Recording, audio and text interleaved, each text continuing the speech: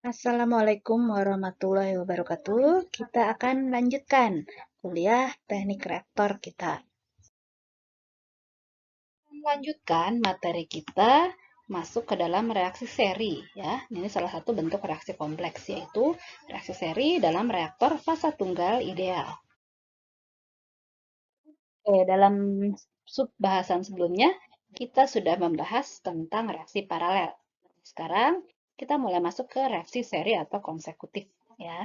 Nah, jadi pada bagian ini kita akan membahas berbagai jenis reaksi yang mungkin terjadi ketika akan menghasilkan produk. Jadi sangat agak jarang ya kita menemui reaksi yang A tambah B langsung jadi C. Nah, ini jenis-jenis reaksi yang lebih sering kita temui dalam kondisi realnya. Yang pertama reaksi seri yang Anda kenal seperti biasa. A menjadi R menjadi S menjadi T. Kemudian ada yang namanya seri paralel. Ya, contohnya seperti ini. A tambah B menjadi R, tapi R-nya bereaksi lagi dengan B menjadi S, dan S-nya bereaksi lagi dengan B menjadi T. Jadi kalau kita lihat dari sisi B-nya, maka ini adalah reaksi paralel. Tapi kalau kita lihat dari A, misalkan dari B menjadi R, R-nya kemudian jadi S, S-nya jadi T, itu reaksi seri ya. Kemudian ada yang namanya reaksi Denby system. Ini juga seri paralel sebenarnya. Jadi A menjadi R menjadi S ini seri, tapi di sisi lain A juga bisa membentuk T dan R bisa membentuk U. Kemudian ada juga jenis reaksi yang reversible dan irreversible. Jadi ketika A menjadi R, dia reaksinya bolak-balik. Tapi ketika sudah membentuk R, dia bisa menjadi S dan bisa juga bereaksi balik menjadi A. Kemudian kalau yang ini jelas-jelas reversible ya. A menjadi R menjadi S. Nah, R-nya sendiri bisa kembali jadi A atau jadi S tadi. S-nya juga bisa bereaksi balik jadi R. Dan ada juga yang reversible network, jadi jaringan seperti ini, melingkar. Ya. A menjadi R jadi S, dan juga bolak-balik S jadi R jadi A, dan seterusnya. Ini adalah jenis-jenis reaksi kompleks yang akan kita bahas ke depannya. Oke, kita mulai masuk ke reaksi searah atau irreversible orde 1. Oke, perhatikan reaksi berikut ini. Misalkan ada reaksi A menjadi R dan menjadi S, dan ini hanya terjadi apabila ada cahaya. Ya, jadi ketika cahayanya mati, reaksinya langsung berhenti. Itu cahaya juga harus diberikan dalam bentuk intensitas radiasi tertentu. Ya, sehingga persamaan laju reaksinya seperti ini. Ra minus KCa dia reaktan. Rr dia akan terbentuk dari Ca, K1Ca dan akan membentuk S. Jadi ya minus K2Cr. Rs-nya adalah langsung K2Cr. Kita lihat gambar pertama. Ini adalah kurva antara konsentrasi dan waktu. Nah, ketika reaktan kita diberi sinar tapi tidak uniform, tidak seragam. Jadi kita lihat ya, lampu radiasinya hanya di atas, sedangkan ini diaduk. Jadi ketika reaktannya pas di atas, terkena cahaya, dia bereaksi. Jadi produk yang di bawah ini tidak terkena cahaya, jadi tidak bereaksi. Kurvanya seperti ini. A makin lama akan turun, R juga akan terbentuk, dan pada waktu tertentu dia akan turun karena mulai terbentuk jadi S juga. S-nya akan naik. Nah, ini terjadi apabila penyinarannya ini tidak seragam atau tidak uniform. Kita lihat gambar kedua, pola alirannya ini diubah, sehingga reaktannya bisa berputar, disinari, dia dilewatkan pada tub kaca, diberi sinar, kemudian masuk kembali ke reaktor. Pola penyinaran ini dan pola sirkulasi ini menyebabkan penyinarannya menjadi seragam. Nah, sehingga semua A akan habis dan R ini tidak pernah terbentuk. Karena R langsung bereaksi menjadi S. Jadi kalau kita lihat R-nya akan selalu 0. Ya, karena begitu terbentuk langsung jadi S. Dan A-nya akan makin berkurang, S-nya akan makin bertambah. Terlihat ya beda yang kiri dan yang kanan. Yang kiri tidak seragam, yang kanan ini ketika seragam.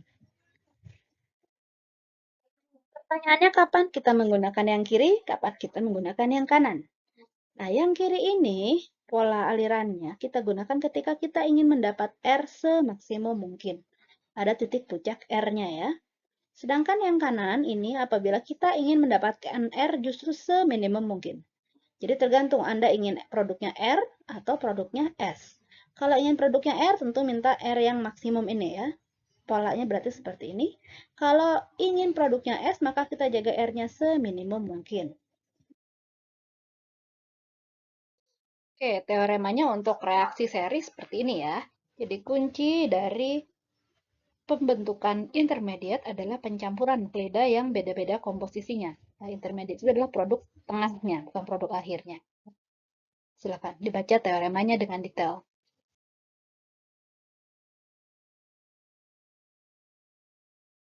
Oke, kita akan mulai dengan analisis kualitatif dulu sebelum ke perhitungannya mengenai reaksi seri ini. Baik, kita sudah pelajari berbagai pola kontak dalam materi reaksi paralel kemarin ya. Nah, sekarang untuk reaksi seri, pola kontak yang mana yang dapat menghasilkan intermediate yang konsentrasinya paling tinggi? Ya, yang di kiri atau yang kanan. Jadi A, B, C, D ini pola kontaknya saja antara yang kiri atau yang kanan nih, mana yang paling memberikan produk intermediate paling tinggi.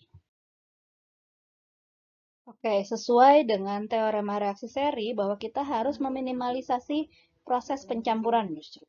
Jadi, di antara berbagai pola kontak ini, mana yang paling mendekati plug flow, maka itu yang sebenarnya yang paling baik untuk menghasilkan intermediate sebanyak-banyaknya. Untuk bagian A, yang kiri ini lebih baik ya, karena dia jelas-jelas plug flow. Yang B ini yang CSR atau MFR. Untuk yang B, ini kan ada recycle pula ya, sudah plug flow ada recycle. Jadi jelas yang kiri lebih baik daripada yang kanan. Untuk yang C, nah coba di antara dua ini mana yang paling mendekati plug flow? Tentunya adalah yang sebelah kanan, maaf, yang dekat plug flow. Kalau yang kiri lebih seperti reaksi atau reaktor yang dipasang paralel ya. Yang mendekati plug flow adalah yang kanan. Nah, untuk D ini dua-duanya plug flow. Jadi yang mana? Turbulen ya. Turbulen tentunya akan mengurangi pencampuran di dalam fluidanya. Karena itu yang bagian kanan ini lebih baik. Tentang kuantitatifnya akan kita bahas dalam slide-slide selanjutnya. Baik, kita akan mulai analisis kuantitatif untuk reaksi seri, pertama untuk reaktor PFR lebih dulu. Oke, kita perhatikan reaksi seri ini. A menjadi R, konstanta laju reaksinya K1, R menjadi S, konstanta laju reaksinya K2. Ca per Ca0 bisa kita tulis juga sebagai epsilon minus K1 tau. Cr per Ca0 ini rumusnya sudah pernah dibahas di TRK ya, TRK sebelum UTS dulu. K1 per K2 min K1 dikalikan E pangkat min K1T dikurangi E min K2 E pangkat min K2T. Kalau ingin tahu penurunannya, cek lagi. Buku Levenspiel juga ada. Nah, sedangkan CS itu akan sama dengan Ca0 dikurangi Ca dikurangi Cr. Jadi bagaimana kalau kita ingin memaksimumkan R, Cr max dibagi Ca0, itu akan sama dengan K1 per K2, jadi laju reaksi ke R harus lebih besar daripada laju reaksi ke S. Pangkat K2 per K2 min K1. T optimumnya adalah 1 dibagi K log min, sama dengan ln K2 per K1 dibagi K2 min K1. Itu persamaan umumnya. Oke, untuk berbagai nilai K2 per K1, kita lihat pengaruhnya terhadap nilai konsentrasi ya, yang pertama. Yang kiri adalah sumbu Y-nya C per C0, sumbu X-nya adalah K1 tau. Nah, ini kurva yang turun adalah Ca per C0, yang melengkung adalah nilai K2 per K1-nya. Paling atas adalah untuk K2 per K1 sama dengan 0, yang ini adalah K2 per K1 0,1, K2 per K1 1, dan K2 per K1 10. Yang strip-strip adalah nilai Cr max-nya. Sedangkan yang kanan, ini sumbu X-nya adalah konversi, sumbu Y-nya adalah sama C per C0 untuk reaksi seri A, seri di plug flow. Kita lihat yang garis lurus, ini adalah untuk nilai K2 per K1-nya juga sama. Yang garis lurus K2 per K1-nya 0, K2 per K1 0,1, kemudian 1 dan 10. Area di sini menunjukkan Cr per Ca0, di sini berarti Cs per Ca0, dan paling tinggi adalah Ca per Ca0. Dengan asumsi di awal belum ada R dan S, hanya ada A saja. Sekarang kita masuk ke analisis kuantitatif untuk reaksi seri pada CSTR. Oke, untuk CSTR, kita perhatikan ya, parameter-parameternya digambarkan di gambar ini. Yang masuk ada V0 lajunya, CA0, CR0 dan CS0-nya 0. Ada laju A0, kemudian laju R dan S0 juga 0. Ada tau? Tau ini sudah kita ketahui ya, volume dibagi laju alirnya. Itu akan menunjukkan waktu ruangnya dia. Yang keluar kecepatannya V, CA, CR, CS. CS-nya CA0 min CA min CR. Ada laju A, laju R, dan laju S. Nah, kita ke neraca massanya dulu. Input itu akan sama dengan yang keluar dan yang hilang karena reaksi. Ini berarti reaktannya ya, yang terkonsumsi oleh reaksi. Jadi laju input FA0 sama dengan laju A yang keluar ditambah laju A yang bereaksi. Nah, ini F itu kan sama dengan laju alir dikali konsentrasi ya. Ini jadi penjabaran dari reaksi yang di atasnya. Kemudian volume dibagi waktu ruang, dibagi ini kecepatan adalah waktu ruang atau T rata-rata. Sehingga CA per CA0 bisa kita tuliskan sebagai 1 per 1 plus K1 tau M. Ini untuk menghitung CA. CR-nya bagaimana? Sama, kita pakai neraca massa juga. Sama ya, tadi VCA0 yang di sini VCR0 sama dengan VCR ditambah R, laju R kali volume. Di awal tidak ada R, 0. Ada laju R yang keluar. Nah, laju R-nya ini dari persamaan di awal tadi, K1CA plus K2CR. Sehingga CR per CA0 bisa kita tuliskan persamaannya seperti ini. Kemudian ini juga sama dari neraca massa. CA yang di luar ya, ditambah CR ditambah CS akan sama dengan CA0. Akan punya nilai konstan. Konstanta sendiri. CS per CA0, rumusnya seperti ini. Jadi kita punya rumus untuk menghitung CA, CR, dan CS. Jadi, kalau pertamanya kita gabungkan semua, kita bisa menemukan bentuk seperti ini ya, DCR per DT. Ingat, kalau R-nya maksimum, maka kita harus buat turunan pertamanya itu sama dengan 0. Jadi DCR per DTM sama dengan 0. Nah, kita jabarkan. Ini persamaan-persamaan dari yang sebelumnya tadi. Maka kita dapat tau untuk mix flow optimum adalah 1 per akar K1 K2. CR maksimum per CA0 rumusnya 1 per K2 per K1 pangkat setengah ditambah 1 dikuadratkan. Dalam bentuk grafiknya seperti apa? Kita lihat yang A, nah sama ya dengan yang tadi. Yang A ini adalah K1 tau terhadap C per CA0, yang B adalah konversi terhadap C per CA0 sama. Ini juga untuk berbagai nilai K2 per K1, relatif lebih landai dibanding gambar yang tadi. Ini juga untuk K2 per K1 0, 0,1, 10, 1 dan 10. Nah, jadi kalau kita ingin bandingkan antara reaktor PFR dan CSTR untuk reaksi orde 1, kita bisa melihat perbandingannya dalam gambar berikut ini. Garis yang tegas itu untuk PFR, garis yang putus-putus itu mixed flow. Yang sumbu Y-nya adalah CR dibagi CA0 per min CA. Jadi jumlah R yang terbentuk. Sedangkan kurvanya adalah K2 per K1-nya, yang X-nya adalah konversi. Ya. Kita lihat bahwa, contoh saja, untuk mencapai konversi 80%, dan pada K2 per K1 sama dengan 0,1, kita akan dapat R pada plug flow lebih besar, ya lebih tinggi di sini, dibandingkan dengan pada CSTR. Untuk K2 per K1 sama dengan 1, nah kita lihat ya, yang garis tegas pasti di atas garis putus-putus. Berarti, untuk menggunakan PFR akan mendapatkan konversi atau nilai R maksimum lebih baik dibandingkan kita menggunakan CSTR. Oke, sekarang kita akan pelajari reaksi seri untuk reaksi orde 1 yang diikuti dengan reaksi orde 0. Oke, seperti apa reaksi seri orde 1 yang diikuti dengan reaksi orde 0? Kesamaannya sama, A menjadi R kemudian menjadi S. Sedangkan orde untuk A menjadi R itu orde 1, R menjadi S itu orde 0. Maka persamaan laju reaksinya minus RA akan sama dengan K1CA, tapi untuk RR itu akan sama dengan K1CA minus K2 saja ya. Nah, nilai konsentrasi R-nya tidak berpengaruh terhadap laju reaksi.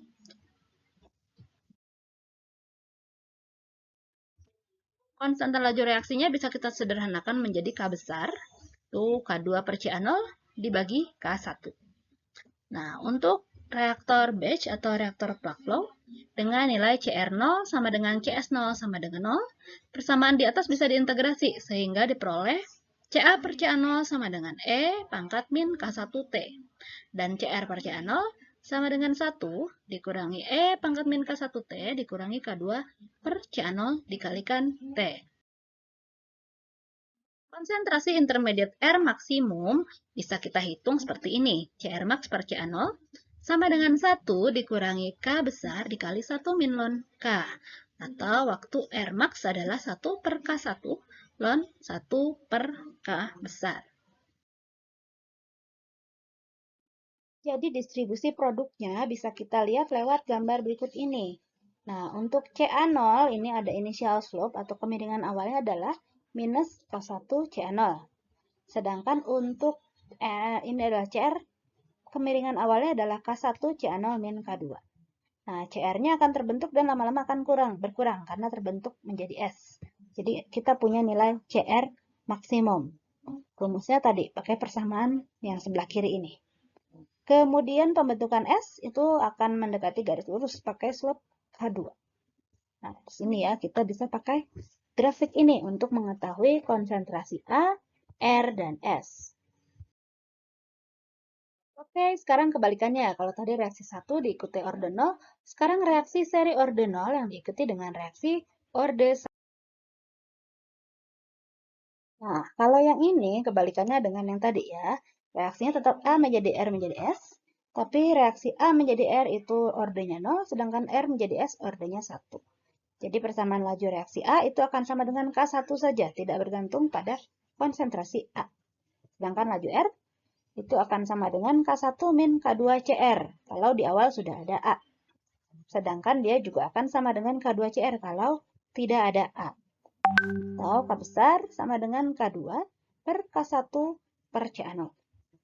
Jadi untuk reaktor batch atau plug flow, dengan CR0 dan CS0 sama dengan 0, integrasi dari persamaan di atas dapat menjadikan rumus seperti ini. CA per CA0 sama dengan 1 dikurangi K1T per CA0.